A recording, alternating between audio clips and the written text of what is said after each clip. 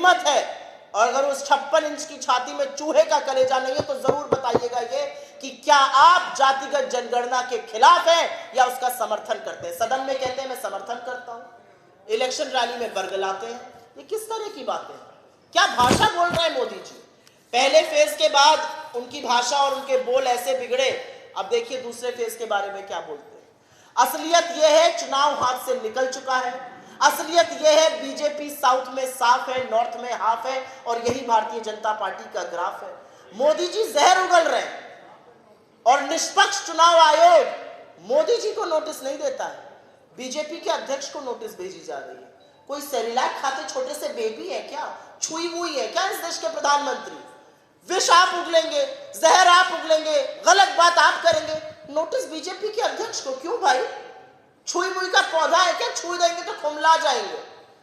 अरे इस देश के संस्थानों के ऊपर एक जिम्मेदारी है निष्पक्ष चुनाव कराने की। निष्पक्ष नहीं है तो निष्पक्षता का भ्रम तो रहने देते, नोटिस देइए नड्डा जी को। क्या तमाशा है भाई ये। और अंत में मैं एक बहुत ही प्रमुख बात करना चाहती हूं क्योंकि एक नया शगुफा ये लाया गया बाजार में और ये नया शगुफा है जिसको मोदी जी ने पहले झूठ बोला।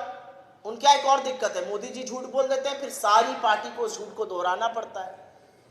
अब नड्डा जी ने झूठ बोला।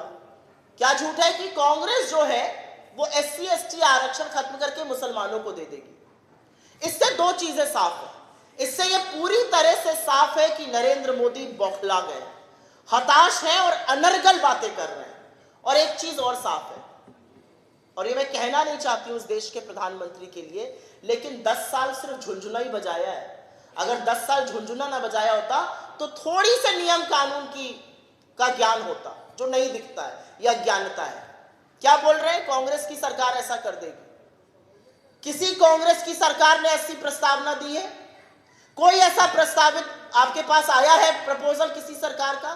कोई ऐसा सरकारी दस्तावेज है जिसको आप सार्वजनिक कर सकते हैं? कुछ नहीं है, नील बटा सन्नाटा। और आप प्रधानमंत्री रहते हुए ये भी नहीं जानते कि SC ST OBC के आरक्षण में जरा सा भी फेरबदल, जरा सा भी संशोधन राज्य सरकारें नहीं कर सकती है। ये संशोधन सिर्फ और सिर्फ लोकसभा और राज्यसभा दोनों सदन कर सकते हैं। आपको ये भी जानकारी नहीं है। आप 10 साल से प्रधानमंत्री हैं इस देश के। कर्नाटक की बात करते हैं ना आप, कर्नाटक में मुसलमानों को 2B पिछड़े की श्रेणी में डाला गया, लेकिन ये हमने नहीं किया। ये 1974 में जो पिछड़ा आयोग वहां पर बना था हवानूर जी की अध्यक्षता में, उनकी रिपोर्ट के बेसिस पर किया गया। और इसकी भी अब आप असलियत सुन लीजिए। आपके घटक दल के सहयोगी देवेगौड़ा जी दम्भ भरते हैं कि उन्होंने दिया था यह आरक्षण। 3 दशकों से है यह आरक्षण। पहले तो देवेगौड़ा जी से पूछिए जिनको आप कल आप गोदी में बिठा के घूम रहे हैं कि उनकी क्या मान्यता है इसके बारे में। और दूसरा 3 दशकों से है, 30 साल से है।